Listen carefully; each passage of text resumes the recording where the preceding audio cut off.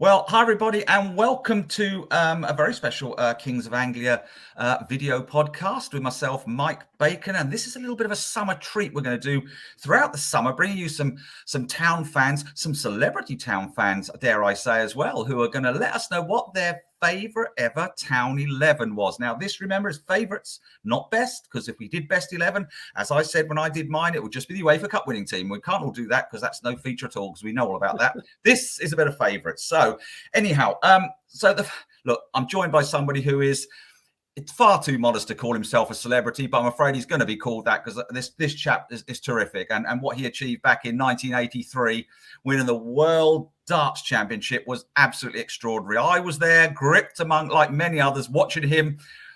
Well, he came in as a qualifier and ended up winning the whole damn thing, beating Eric Bristow in a thrilling 6-5 final.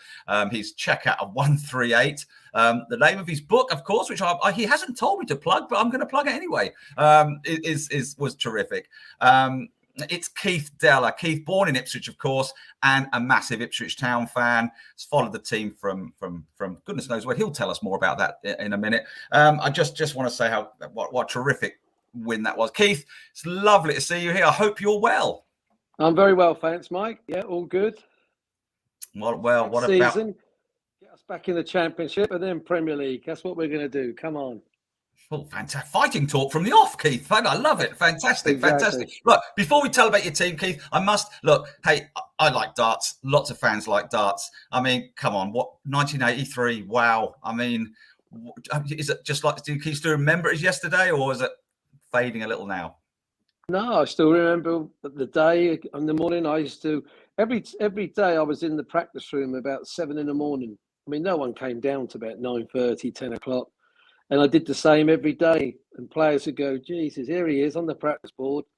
But the thing is, they were all checking out the hotel and I was practicing every day. So to me, it was like I was into a routine.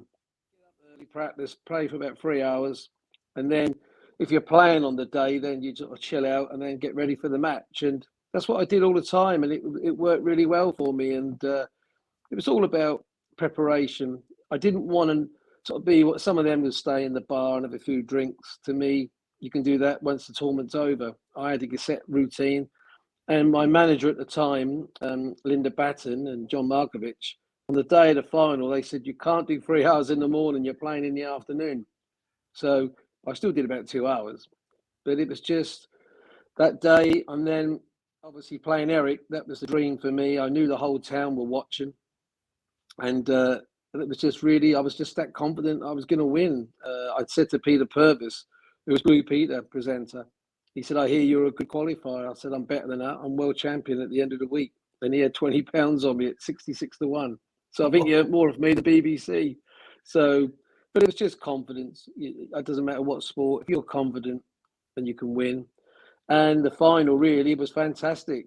I should have won 6-3. I did say to Terry O'Day and John Lowe, in the break, I was 2-1 up.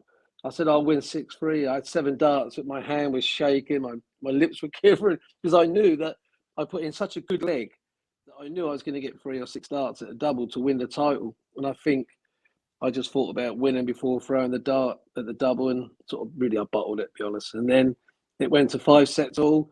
I went 1-0 down. Eric broke my darts, which means I was in big trouble. I think I went 12, 15, 12. So it was just great. And I remember the next day, I mean, people said to me, what are you doing? I said, tonight. They said, nightclubs all want you to go. I watched Match of the Day in the hotel because I want to see Ipswich because we beat Charlton that day in the Cup. And I went back to the hotel, sat at the bar, pint of orange and lemonade, and watched Match of the Day. And they went, why aren't you going out? I said, no, I can't be bothered. You see, now that's extraordinary, Keith. You see, the day you win the World Darts Championship, you remember that Town beat Charlton in the FA Cup. I mean, that's I love that. That's a true Town fan. Well, it was funny because when I got to the semi-final, BBC said if I beat Jockey, they want 3 sets in grandstand live. And then we finished the final off about an hour and a half after we played the 3 sets. I think about 10-6, it went live on BBC Two. And I always remember I was in the practice room and I'd just come off how are we doing? We were losing 2-0. I went, oh no. And then next minute, there was me just sitting there just waiting for the scores to come in. I thought I'm playing in an hour, but and then we won 3-2. And I remember a couple of the players, they said they couldn't wait to get back on the coach to watch the final. They said it was the quickest they ever got changed after a match. And then to take the next day, I didn't know. I was going back home to see my family and friends at Bunting Road in Ipswich, and the whole street had been done up. And the next minute, everyone was there, the papers, the TV. And it was fantastic. And it's about 3 months down the road, I played Eric in a rematch, best of 11 sets, 5 legs a set. It was one leg all, and I took 138 out, but I can't tell you what he said. No, of course, 138 is what you finished on to win the title. Look, Keith, we could talk about darts all day. I mean, I watched the final. I remember watching it with you, all the chalk you had on your darts. Was all that chalk on you had on your darts. That was always very interesting. And I know, still do it, unfortunately. Yeah. Right. Anyway, but that's enough. Great little memory there, Keith, and fantastic what you did for Ipswich and yourself and everything. That's brilliant. But we're here to talk about your favourite ever Ipswich Town 11, because obviously you're a big Town fan. Anybody who wins the World Darts Championship, these first questions, how did Town get on, has got to be a big fan now. Terrific. Keith. So look, what we'll do is tell us a little about. Well, we'll just start off. I mean, tell me your formation, and then tell me your goalkeeper, and we'll take it from there. I'm going for a 4-4-2. My first one, the goalkeeper, it has to be Paul Cooper for me. Paul, he was such a good goalkeeper. I mean, when other teams got a penalty, normally you go, "Oh, we're 1-0 down." You're going, "Hold on, he'll save this penalty." I think.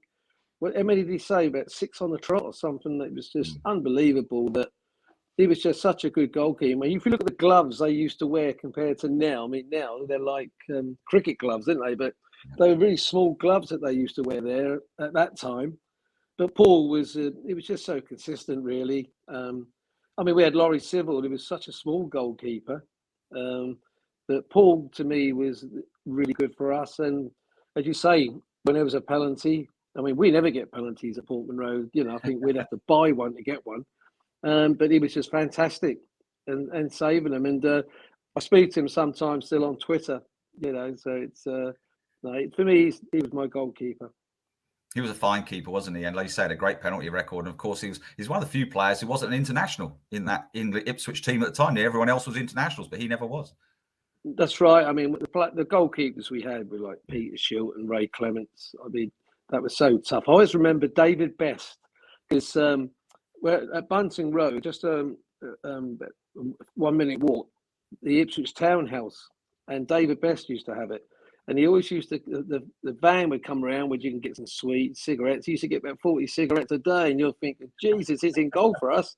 But he was always there every day when that van come round. But bit old school then, isn't it? Yeah, changed a bit there anyway. So so we've got Super Cooper in goal. I mean, again, from my era, that's someone I remember very well. There'll be lots of people will have Coops. Right, so you've gone for it. So let's start off. I suppose let's start off with a right back then, Keith. I mean, who would you have in that right back position? I've had to put in Mr. Ipswich, Mick Mills. I mean, was it 720 odd games for Ipswich? He's my captain as well. He's got to be captain. Mick was, he played for England.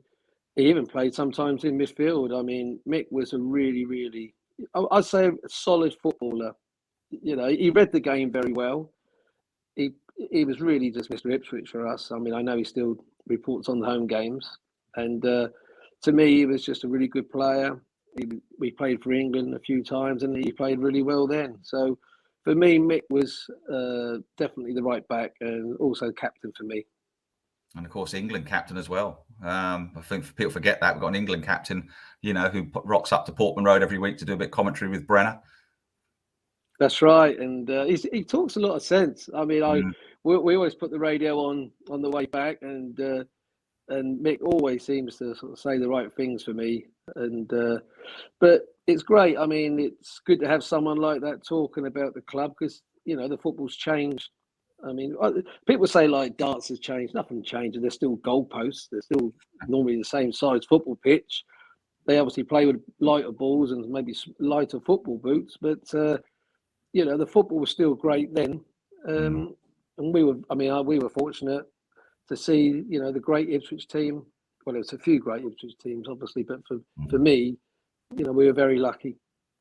Okay, so look, we've got Mick at right. So we've got Cooper, we've got Super Cooper in goal, we've got Mick at right back. So rather than centre, we'll go to the left back first, Keith. So who would you have as the other full back in your team? I've gone for Ipswich manager, George Burley. I feel that George, he was very good at getting up the wing, and one thing that George was really good at was crossing the ball. He's such a good player to cross the ball. Played for Scotland. But I mean, we had good fullbacks. We've had a lot of good fullbacks over the years.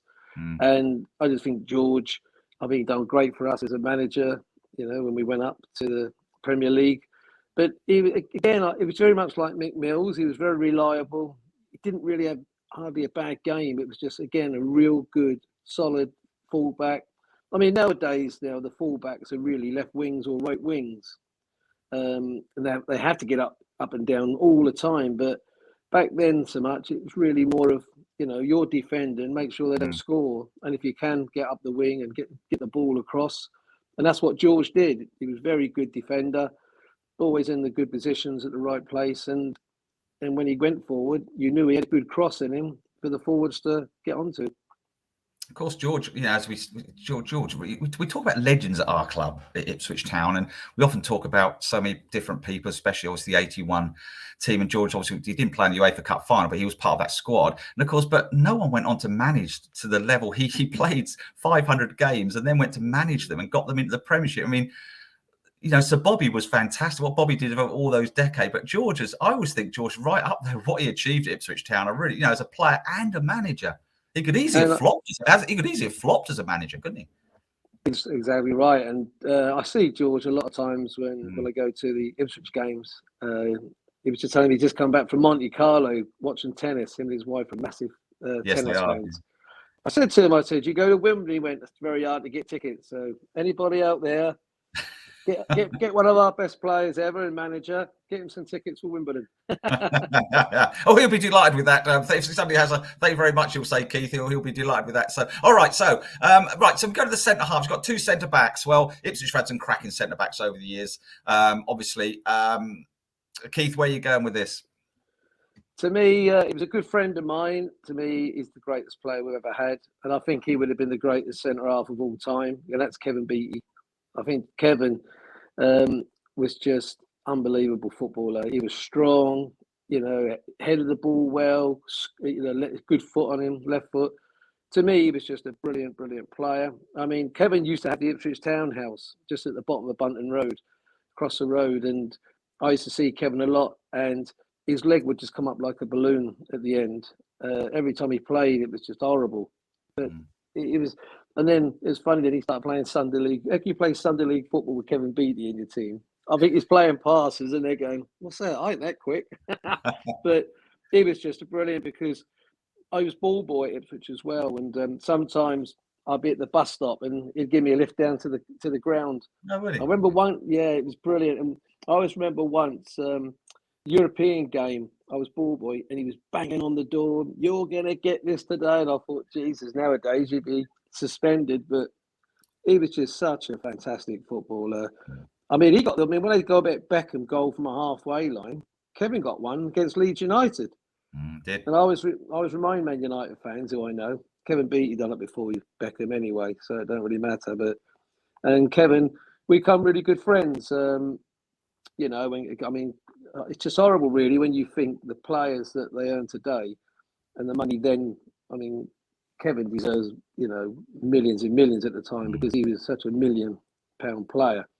But unfortunately, the money wasn't there, and it was just hard. I mean, I always remember a story. I had Kevin's FA Cup medal for about 6 months. He was just, was going to get rid of it, and I brought it off him, and I just kept it in the drawer. 6 months later, I said, "Here's your medal. No one else is getting it." He was a really, really, really great guy, and to me, you'll never get a better centre half than Kevin Beattie. Now, of course, obviously the Beat was a fantastic player. We all loved watching him play. But who are you going to put alongside him then in your favourite Town 11 then, Keith? Because obviously there's a bit of pressure here on somebody to play alongside the Beat. We know who played alongside him most often, but have you gone for the obvious one or are you going for someone a little different? I've gone for Terry Butcher. I just feel that That's down. You wouldn't. I tell you what, you do well. Centre forward, get past both them two. Get one and one will get if the other one doesn't. I know. Well, Big Al, I just remember I spoke to Alan Yeah. once. He went, well, they went past me. They used to go on the ground after that. So, but I mean, you got Russell Osman. There's so many good centre halves. We've had some really good ones, but to me, Terry was just so good in the air. Again, very much like Mick and George, always in the right place. You know, he was just a brilliant footballer, and then the famous headband. You know, it's like legendary, wasn't it? But to me, I felt that a couple of seasons ago when the Town's defence was not the best, and I used to say, why don't they employ you twice a week? You got, you know, and work on them, because the basic mistakes that we were making, you know, you got someone like Terry Butcher living in the area to go there and help the players. And I think the new Ipswich managers already met all the players like Russell and George and Terry, and picking their brains. And I think that's a brilliant way to have done it. So for me, Terry played brilliant for England, and I just think that alongside Kevin, they would have been very hard to get past. Oh gosh, yeah. You want to be play up against those two. Did Terry captain England as well? I can't remember. I think he might well have done. He might be an England captain as well. I'm not sure. Somebody if there's anyone commenting on this, will perhaps let me know. But certainly, what a legend Terry Butcher was. Oh gosh, there's so many legends. Your back four is full of legends, Keith. It's extraordinary. It's extraordinary back four. Yeah, but it's wonderful. So there you go. So we're moving into the midfield now, though, Keith. I mean, there's So again, we'll go sort of right, left, then the two centres. So on the right of midfield, who would you have going up and down? We're just playing just in front of Mick Mills there on the right. Well, I've got sort of four midfielders, so they might have to move left and right a bit. But the first one has to be John Walk. I mean, John Walk, Jesus, how many goals is it? Nearly 20 goals a season in midfield. I mean, nowadays, midfield players in the Premier League, they get about 9 goals and they're wonder players, didn't they? But, I mean, John Walk, his timing of a run, I don't think you ever get anyone better. You know, all the times he would just ghost in, score a header, took penalties. To me, he was just a brilliant player. And you just knew that he must probably score a goal. I mean, to get roughly 20 goals in a season, centre forwards, I think they've had a great season. And we had a midfielder that just kept scoring. He went to Liverpool, still scored goals. And he was just a fantastic midfield player that knew how to score, but, you know, he put his shift in all the time as well. I mean, that's the thing. I think 81 season, he got 30-odd goals now. I mean, it's extraordinary from it. Yeah, you're right. In this day and age, if someone gets 15 or 12 from midfield, they're considered, as you say, sort of in the next Maradona. But back then, I mean, Walker used to score for fun. Of course, he was a midfielder. I mean, that was it. He worked hard in defence and then got up front. That's right. And it just, as I said, he had goals in him all the time. And you don't say that really about a midfielder. You just say, well, look, nowadays, if a midfielder gets 5 or 6 goals, then he's had a good season, really. But for John, it was just, you know, he just liked scoring goals and good penalty taker as well. And then, unfortunately, at that time, we lost all our best players to like Liverpool, Man United, Arsenal. So that was the hardest thing for us, but it's just a great football team. Right, that's one of your 4.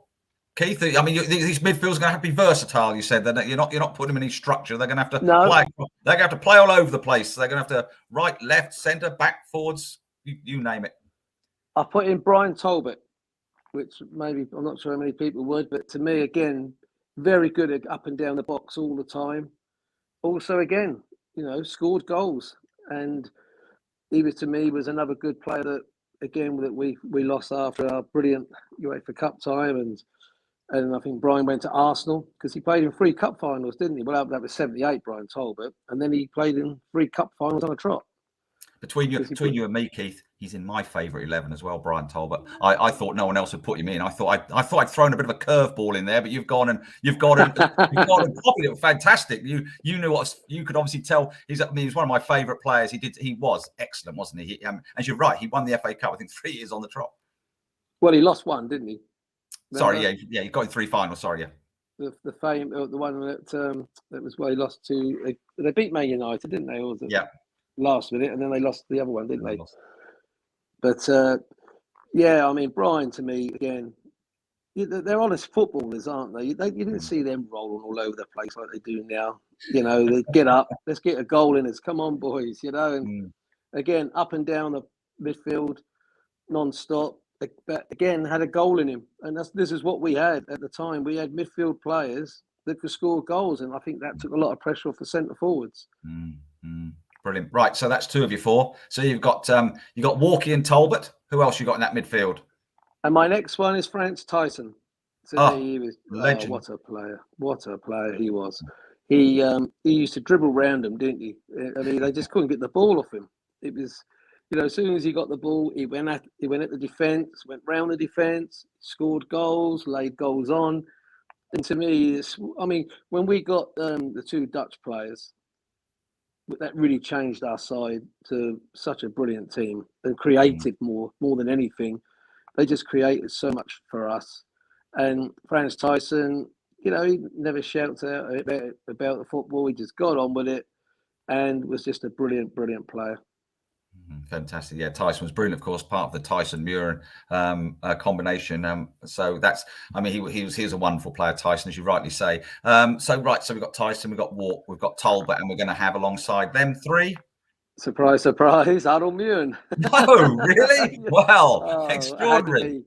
Yeah. I mean, them 2 together, as I said, when they come, they transformed our club so much. I mean, Arnold Muir's pass, and he put it on a sixpence, didn't he? I mean, that was how good he was. Dead ball, free kicks. But you give him the ball, and you had the boys up front. You knew that was coming straight for you. And to me, he was a great player. I think he was better for us than he was when he went to Man United.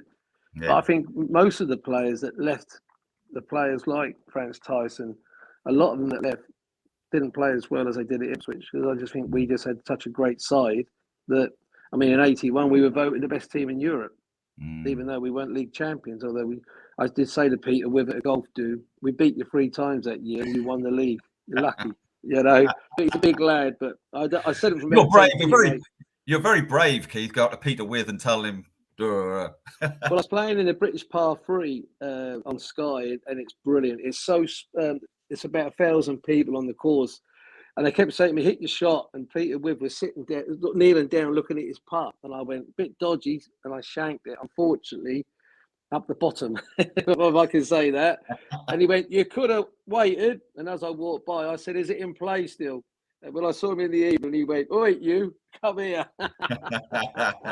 Yeah, I was, exactly. So, I mean, that's I mean, Muir, as you rightly say, was a terrific player. And well, that's a pretty strong 4 there, Keith. But we're now heading. But by the way, if you're watching this, I did interviews with Franz Tyson and Arnold Muir for the 81 UEFA Cup celebrations, the 40-year celebrations. You'll find them on our Kings of Anglia podcast here. If you delve back a little bit to find the podcast I did with a pair of them, which was brilliant. Just thought I'd throw that in since Keith has mentioned them. Right, so go up front then, Keith. You've got 2 strikers.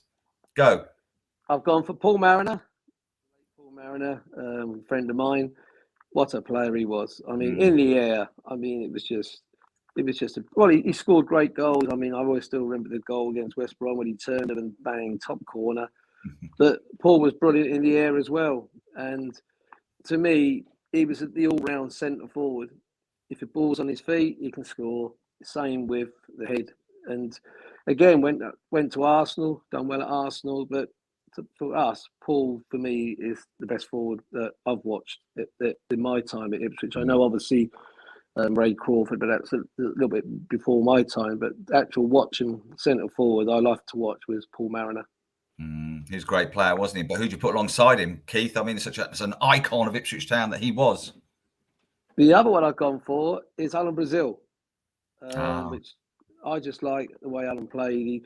He got the ball forward. I mean, his left foot, Jesus, he put that ball on the left foot anywhere near the box that was in the net.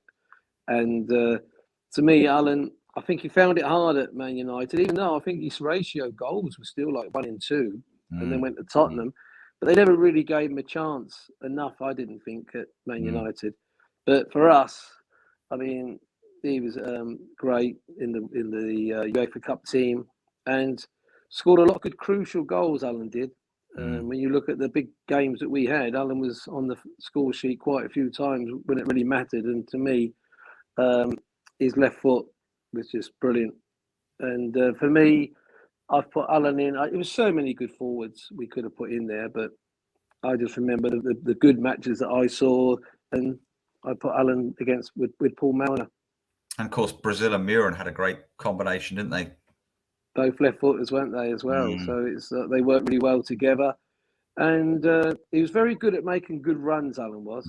I mean, I think Brazil was, to me, Brazil was the only person who came close to be. He was a brilliant finisher, wasn't he? And the only person who came close to that was Marcus Stewart. Later on, he came that sort of classic finisher. We always fancied Marcus was going to score when he was 1-on-1 or whatever. Slightly different way they approached it, but the only reason I put Alan Brazilian over Marcus is that Alan scored more important goals in bigger matches like UEFA Cup run and things like that. So that's the reason why I put Alan in, because Marcus Stewart was brilliant for us. But I just think Alan in the UEFA Cup, which is, at the time we were the best team in Europe, and everyone said that, and he was scoring goals there. So that's why I think Alan deserved to go in. Right, fine. It's been great listening to your favourite 11. Your favourite 11 is a very much almost part of the almost UEFA Cup stroke FA Cup squad sort of mixed together, which, I mean, wow, what a team it is when you look at it on paper. I mean, that's extraordinary. But now I did say we're not to have substitutes, but you have insisted, and as world champion 1983, you're allowed to do what you like. So darts champion 93, you can do what you like, and you want to have a substitute. So go on, please. You've got a sub and then a manager. Who are they? The substitute was always one of my favourite players, Trevor Wymark. Trevor, what a player! In the air. I mean, the 4 goals that he got was at Southampton. I was there that night. It was brilliant. But again, I mean, he was very much like Paul Mariner to me. He was good. He held the ball up well, and he was brilliant in the air. And I think that I don't think he got the same recognition as some of the others that he should have done. He's a very quiet, unassuming person, but to me, how many good goals did he get for us? And he played us in really good teams. And I put Trevor as me sub. I know it's normally Mick Lambert or Roger Osborne every Sunday because of the FA Cup, but to me, Trevor was another very good goal scorer for us as well. And my manager has to be the late Sir Bobby Robson. I mean, we were very fortunate to have Sir Alf Ramsey, Sir Bobby Robson. I mean, it's very hard to choose between them because, Sir Alf Ramsey took Division 2, then to Division 1.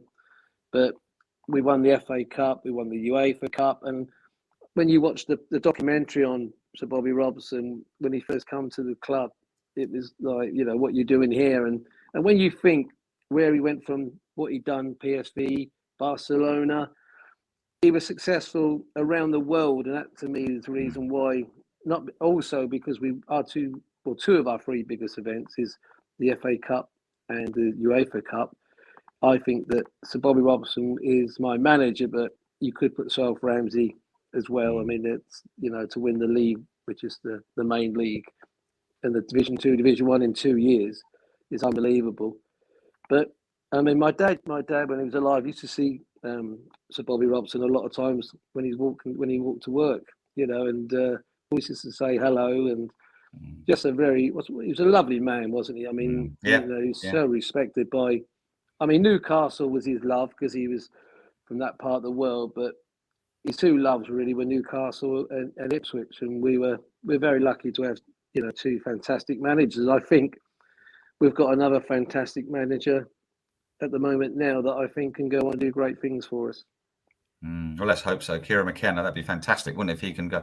I mean, Robson. I think a lot of people might see this. They sort of sitting there thinking, "Well, I never saw all these days. What were they like?" All these people keep talking about it, and I haven't really seen. They were so long ago, but it was very magical, wasn't it, Keith? Although I don't know about you. I look back and I think, do you know what? I think we took it for granted a bit. We sort of just seemed to think it was just going to carry on forever, and this was just the way it was. We were just good, and we had a good manager. That felt a bit like that at the time, I think. Well, and also the problem is that we were a brilliant side and we had great players, but the bigger clubs had the more money. They wanted. If you can't, if you get a chance to go to Manchester United and Liverpool, I mean, they're some of the greatest teams ever. You can't blame them. I mean, it's I mean, it's like me on the dart side. I played for Suffolk, then I went and played for London with the big boys, because that was where you played in front of 1,000 people in a county match. So it's just, you just want to do it, It's not that you don't love the place anymore. It's just that it's football. And now, I think with Kieran McKenna, I met him 2 months ago. And really, really nice person. And my daughter Lauren, who is a physio at Ipswich as well, saw Kieran, I think, a couple of weeks ago after the last game of the season. And he sat there and had a chat with her for half an hour. And I thought, really nice. And hopefully, we can keep him, and we can, I think we're playing some lovely football. We're playing some lovely football, but we've got to score goals. And when you look at the teams that have been in the playoffs, they've had one goal scorer, haven't they, that scored. Macaulay Bonne, I thought it was great because he's a Chantry lad like me. I was hoping Macaulay would, but he started fantastic. But it's what is nice so far that I've seen, that they've all said, they love their time at Ipswich, and it doesn't seem to be so great. So I wish any of the players good luck wherever they go, but I just can't wait for next season. I keep telling, I was away the other day in Scotland, and there was a Sunderland guy, and I went, listen, we're winning the league next year. We're going to win it. We're going to walk that league. He went, well, I don't know about that. And by the end of it, he said, what, do you reckon you'll win the league? I went, yes. He went, I'm having some money on it, and I'm a Sunderland fan. you keep getting people to put money on Ipswich Town all the time, Keith. You're quite good, quite good for the bookies. Well, I did say that to Dean Ashton last year at the par 3, and I said, look at that now. But it's a good feel factor of the club now. We've got fantastic owners, brilliant manager. We've got some really good players. Now we just got to take that next step and get in I think automatic, forget playoffs are still a lottery in my book, but the support we're getting, and next year, I always say to people, 2 years ago, the club was in a bad place. Football wasn't great. No, there was nothing really happening, was there? And no. So we've got optimism now that we can, when you watch the games, I've watched a lot of them, even on iFollow when I'm away. We're out playing the teams. We're out playing them. So fingers crossed. Come on, the town. We're here. Where's me badge? I was going to say, show your badge off. Show your badge off, Keith. There they go. The badge is there. The badge is there. Fantastic. Oh, I got me 138. Look, me 138 shirt. There you go. Oh, all the memorabilia is coming out now. All the memorabilia. I don't know what's coming out next. I daren't look. I daren't think. You might have some underpants on with some flashy stuff. We don't do it, Keith. But anyway, no, I've got my darts. We 138 darts. He's got his darts. He's got his shirt. He's got his Ipswich Town shirt. Keith, look. Let's before we go, just come on and let's reel off that Ipswich Town, your favourite Ipswich Town 11 again. Let's have you got it all written down? We can go through it again, and then we'll say goodbye. And it's been brilliant. Lovely. Cheers, mate. In goal, Paul Cooper. Right back, Mick Mills. Left back, George Burley. Centre halves, Kevin Beattie, Terry Butcher. Midfield, John Walk, France Tyson, Arnold Ewan, Brian Talbot. Up front, Alan Brazil and Paul Mariner. Substitute, Trevor Wymark. Manager, Sir Bobby Robson. And that would win the Premier League now and the Champions League. Steve Della, absolutely fantastic catching up with you. You're an absolute legend at Ipswich for all you did in darts, and a great Ipswich Town fan. Thank you ever so much for your time, and I hope you all enjoyed listening. We'll come back there'll be some more people bringing down their favourite Town 11s as the summer goes on. Keith, thanks very much. Thanks a lot, Mike. Cheers. All the best. Come on, the town.